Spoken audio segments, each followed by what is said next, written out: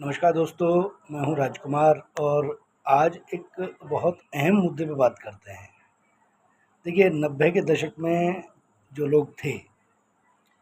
उन्हें अच्छी तरह याद होगा कि जो राम मंदिर आंदोलन शुरू हुआ, वो बहुत लंबे समय से चला आ रहा था। लेकिन भारतीय जनता पार्टी के सहयोगी संगठनों ने जिस तरीके से इस मिशन को चलाया। मैं 91 में हाई स्कूल में पढ़ता था और भवानी शंकर इंटर कॉलेज में हमारे एक प्रोफेसर थे, हरराज शर्मा। वो स्कूल में कई बार बच्चों को इस आंदोलन के बारे में जानकारी देने के लिए कैसेट चला के सुनाया करते थे और उन कैसेटों में उमा भारती, ऋतंबरा, विनय कटियार जैसे लोगों के जो स्टेटमेंट थे उस समय, वो आते थे और उससे कहीं न कहीं कार सेवकों के मन में एक नई उमंग, एक नया आंदोलन करने की का जज़्बा पैदा हुआ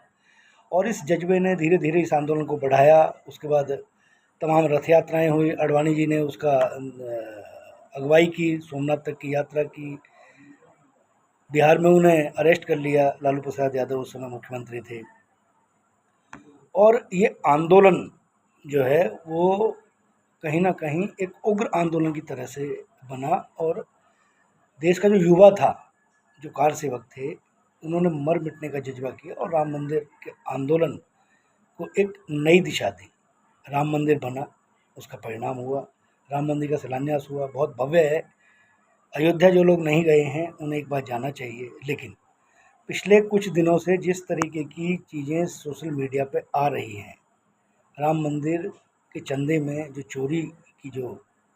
बात सामने आ रही है, निश्चित तौर पे बहुत गंभीर है। मीडिया में तमाम तरह के मसले उस पे चल रहे हैं, लेकिन इसी बीच विनय कटियार का एक स्टेटमेंट आया और विनय कटियार ने जिस तरीके से अपने दर्द को कहा, क्योंकि फैजाबाद के वो उस समय सांसद भी रहे और बहुत लंबे समय तक इस आंदोलन से जुड़े रहे, बजरंग दल के राष्ट्रीय अध्यक्ष थे।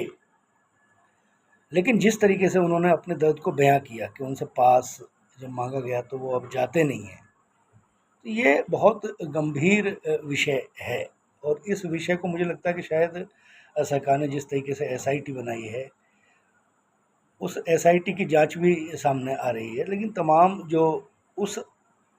व्यवस्था से जुड़े हुए लोग हैं,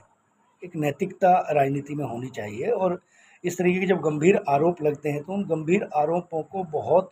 सहजता से लेना चाहिए, क्योंकि जब व्यक्ति अपने जीवन के अंतिम चरण में होता है, अंतिम जो दौर होता है हमारा, तो उसमें निश्चित तौर पे एक त्याग की भावना आदमी के अंदर होती है। जिस तरीके से चंपत राय और बाकी और तमाम लोगों पे जो आरोप लगे हैं, उन्हें सबसे पहले सिस्टम से अलग हटना चाहिए और सिस्टम से अलग हटने के बाद फिर इसकी एक निष्पक्ष जांच हो। निष्पक्ष जांच होने के बाद विनय कटियार जैसे लोगों को, जो पुराने आंदोलनकारी इसमें रहे हैं, उमा भारती रही हो, ऋतंबरा रहे हों और तमाम तरह के जो लोग हैं, क्योंकि एक तस्वीर जो है वो कहीं न कहीं सामने टीवी पे जब देखने के लिए मिली, जिस समय प्रधानमंत्री नरेंद्र मोदी ने इसका शिलान्यास किया और इसका उद्घाटन करने के लिए वो पहुँचे, तो तमाम जो बड़े नेता थे, जो इस आंदोलन में बहुत अगुवा थे, वो कहीं न कहीं एक पिछली पंक्ति में खड़े हुए नज़र आए। ठीक है, प्रोटोकॉल है, सारी चीज़ें हैं, लेकिन ये जो आरोप लग रहे हैं, इससे कहीं न कहीं उन कार सेवकों के मन में, जिन्होंने इस आंदोलन को एक नई दिशा दी, उनके मन में स्वाभाविक तौर पर एक कहीं न कहीं एक कुंठा पैदा होगी और ये आने वाले समय में कहीं न कहीं भारतीय जनता पार्टी को भी इसका प्रभाव दिखेगा। क्योंकि विनय कटियार जैसे लोग अगर बोलने लगेंगे, तो स्वाभाविक तौर पर ये मान के चलिए कि उसके कहीं न कहीं सवाल तो उनके वाजिब हैं, उन्हें वो सम्मान मिलना चाहिए। बाकी व्यवस्था है, कौन किस तरीके से करता है, लेकिन इस पे तमाम देश की जो है वो निगाह है और एक